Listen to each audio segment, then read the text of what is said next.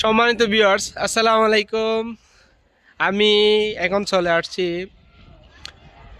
চট্টগ্রাম কক্সবাজারের রেল লাইনের চকরিয়া রেল স্টেশনে। আমার পেছনে দেখা যাচ্ছে চকরিয়া রেল স্টেশন।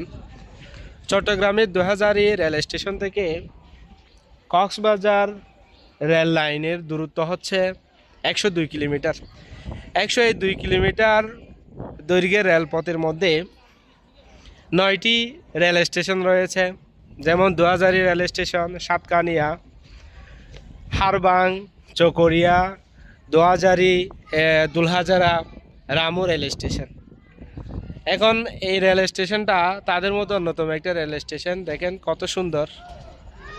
আসলে বাংলাদেশ এখন আগের মতো নাই। বাংলাদেশ উন্নয়নশীল দেশ থেকে উন্নত দেশের দ্বার প্রান্তে পৌঁছে যাচ্ছে, যার অন্যতম লক্ষণ হচ্ছে, অন্যতম নিদর্শন হচ্ছে এই ধরনের রেল লাইনগুলো।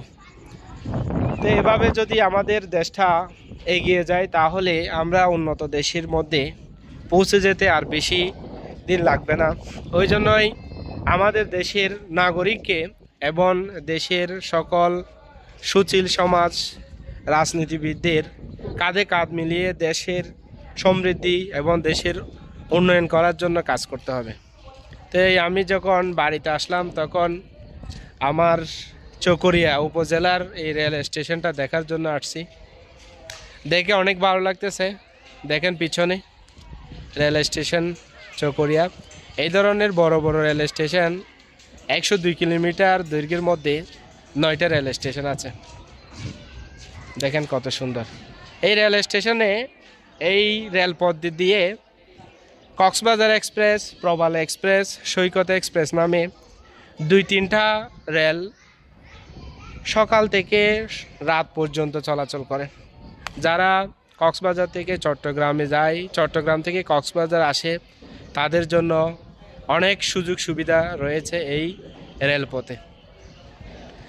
আমরা দুইজনে চলে আসলাম আজকে এই চকরিয়া রেল স্টেশন পরিদর্শন করার জন্য। আমার বন্ধু লতিফ,